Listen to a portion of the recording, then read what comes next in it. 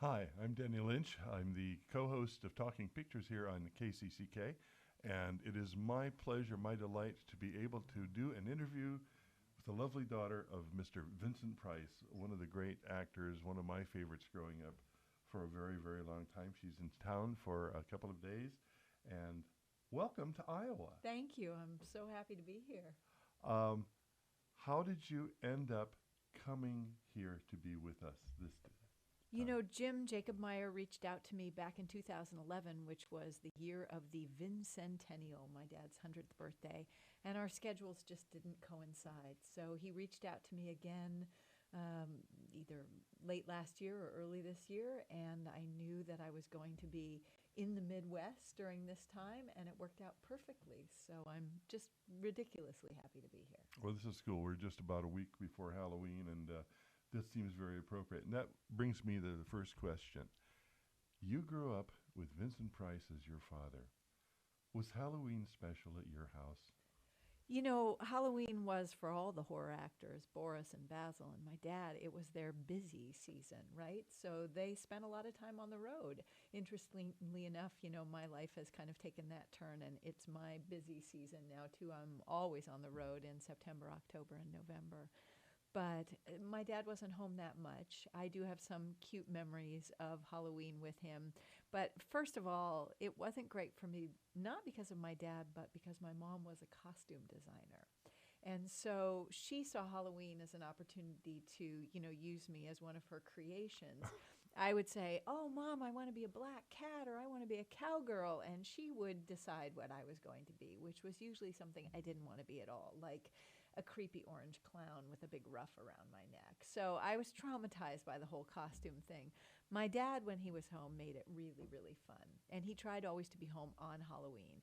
And we would sometimes have parties. Sometimes he would take us trick or treating. And that was always fun because we had an early RV. It was called the Clark Cortez. And he would take us in. We got to decide where we wanted to go. And we had this idea that the best candy, because it's all about the candy, right, when you're a kid, was on Palm Drive in Beverly Hills. So we would go to Palm Drive and he would take us around and we would go get our candy and then he would pop out from behind the bushes and scare the owners of the houses. So true trick or treat, right? Perfect. Sounds perfect.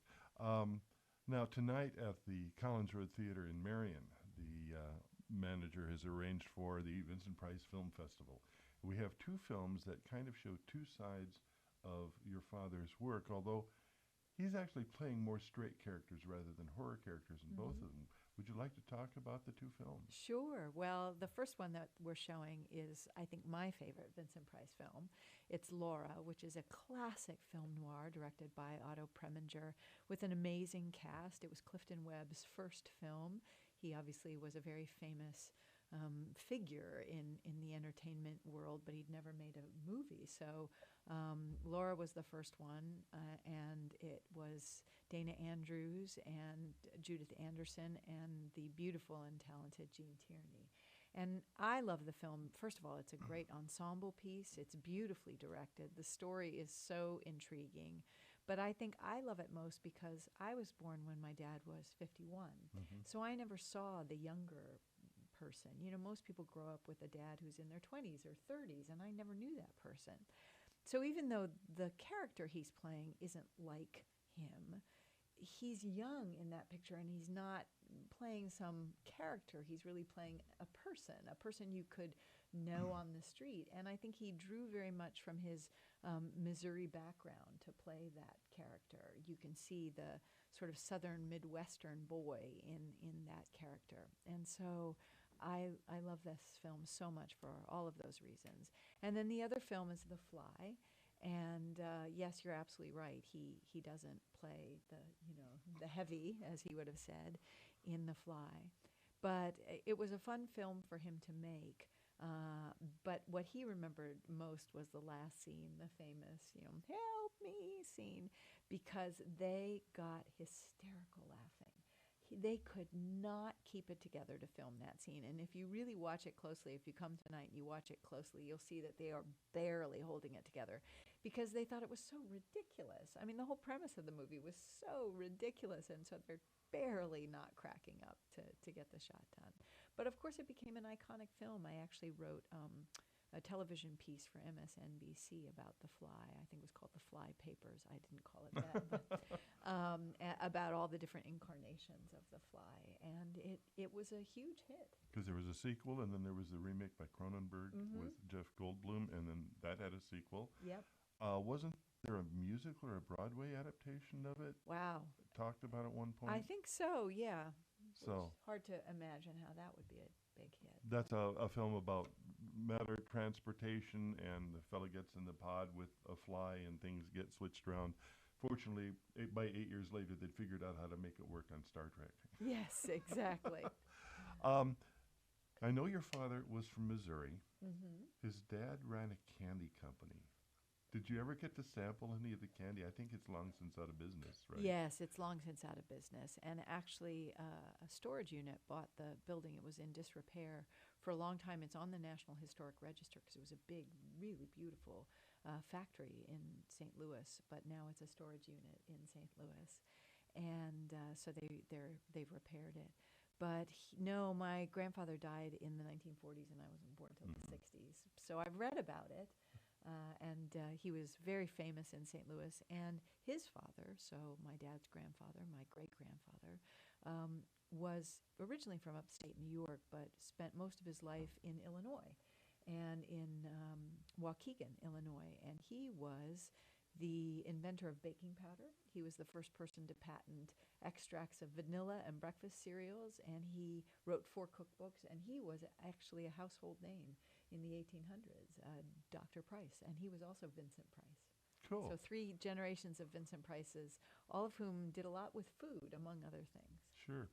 Now, your father went to college, and then he got to go overseas. What did he do? What did he study? He was passionately engaged by art from the time he was 8 years old. And so he studied art history and English at Yale. And his brother had gone to Yale, his father had gone to Yale. And after college, he taught for a year just outside of New York City. And then he went to the University of London to study art history, and he intended to become an art historian, an art history professor. But he was dared to try out for a play, and that was the beginning of his acting career. He'd always loved the theater. He'd acted a little bit as a kid, but then really never got cast. He went to Yale, never got cast. In high school, he never got cast. And he'd all but given up on that dream, and somebody said, "You love the theater so much, just go for it." And he did, and he got the part. How tall was he? 6'4". Wow. I got to meet him once.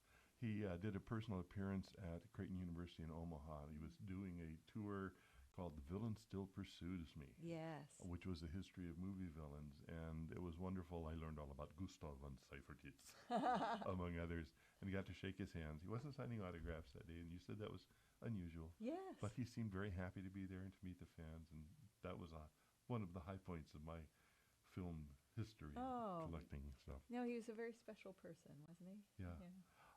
Now, you said you're on the road. What is it that you are doing currently? Well, I do a lot of public speaking. My dad, when he was alive, was famously called a Renaissance man because he had so many different interests, and I seem to have inherited that. My mother was equally omnivorous and curious as a person, so my brother and I weren't raised to specialize, to do one thing. So I've been an art dealer, a designer, a public speaker, a writer. And so lately, my public speaking and my design work has taken me on the road so much. And I started writing a blog called Daily Practice of Joy. And I got a book contract to write a book about joy. So I decided to really take that project on the road. So the book is called Where Joy Resides, and I currently reside nowhere. I reside on the road, kind of practicing joy with everyone I meet. And one of the greatest joys of my life is connecting with people and talking about my dad. Mm-hmm. Well, I was with you last night at the Next Page bookstore down in the Newbo Market District. There were about 20 people there, all just full of questions. It's interesting, Price did all these horror movies and stuff, but what I remember about him is how much fun he's having in everything he did. He's always got a smile. He's always got a twinkle. I'm going to be scary now, but I really don't mean it. And that was delightful. He found great joy in life. The reason I started on this joy path was because when I went out on the road for the Vincentennial, I had this idea of speaking about how my dad lived his life, not what he did, not all the movies he made. There are people like you who know far more about the movies than I do, but what I really knew about my dad was how he lived his life. And he lived his life with immense joy. And I grew up in a curious generation in Hollywood. My parents didn't believe in inheritance, and they did not believe in any form of helping their children. I mean, my mother used to say he wouldn't have recommended his child to sweep the stage. Nepotism was a dirty word. It was something you did not do. And so nobody in his professional life even really knew he had a kid. And so it was really up to me to create my own life. And coming out of that, no inheritance, no, sort of helping your kid along the way, I've often said to myself, what is my legacy from my dad other than the love that we shared of being alive and of being curious people? And when I went on the road for the Vincentennial, I realized that I'd inherited two things from my dad, one bad and one good. The bad was workaholism. My dad worked his entire life, and he never stopped working. He loved work, but he pushed himself often too hard and too far, and he had a very, very difficult time relaxing or stopping. And I inherited that from him. And here I was in my early 50s, becoming a workaholic and realizing it wasn't healthy at all. But on that trip, I realized that the other thing I inherited from him was exactly what you're talking about, this immense joy and fun in being alive, in connecting with people, in being out in the world. And so I began exploring this idea of legacy. And I believe that legacy is something that lives through us. So I've been reading this book. It's done very well. It's a book by David Brooks, the New York Times writer, and it's called The Road to Character. And he talks about the fact that we should be more focused on our, what he calls eulogy values versus our resume values. In other words, our resume are the things that we can say we are good at or do so that we feel good about ourselves while we're here, and self-promotion in a way. Whereas our eulogy values, he says, are how we will be remembered. But I actually think, my apologies to David Brooks, who certainly doesn't need my opinion about anything. He's doing very well for himself. Thank you very much. But I believe that he sort of missed the boat, that we haven't gone far enough, and that really it's about legacy. Because if you think about it, a eulogy or an obituary is something finite. It's a speech, a remembrance delivered at the end of someone's life, and that's it. But a legacy is lived through us. So to give you an example, my dad on Saturday mornings taught me how to make popovers, and it's one of my fondest memories, making popovers. Now, he is the son of a candy maker and the grandson of the man who invented baking powder, which is part of popovers, and he learned how to cook as part of his legacy through his family. And it wasn't just the recipes that he learned, it was his joy in it, the whole sort of series of memories. And he passed that on to me.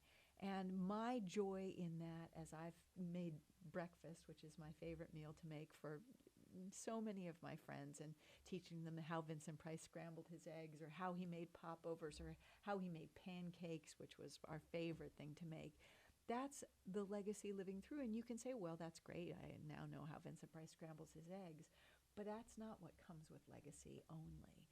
It's the joy in it. It's that special connection. It's the sharing of it, so that every time now somebody cooks the eggs that I've taught them are Vincent Price's famous scrambled eggs, it's that joy that is passed on to other people. And that's why living our legacies is so important. And I think that's why my dad's legacy has lasted. He has been gone over 25 years, and he has, it'll be probably by the end of the day today, 218,000 Facebook likes. There are many people who are way more famous than my dad, but he has stayed alive, I think, precisely because of that quality, because it lives through his films, it lives through his public appearances, and it lives through everyone who met him. I've often thought that our generation now, people alive today, have a very strange new thing that nobody before us had. We have a century, 120 years of movies, Mm-hmm. images of people acting, performing, being whatever. And we can go back and we can look at it. We can see Vincent Price as a young man starting in 1938 in, what was it, Elizabeth and Essex, I think? Yeah, Or Service Deluxe Service was the Deluxe, first one, right. yes. Up to the 90s where he's in Edward Scissorhands. Exactly. And so there's 50, 60 years of performances, plus his stage, plus television and so on. There are lots of people. We all have home videos of our families and stuff. And how many generations down the road are they going to still hold on to a lot of Right. this stuff? Right. So I think technology has benefited all of us that we can see all of these things. Absolutely. And I think, you know, Roddy McDowell said to me one time, Hollywood doesn't know it has a history.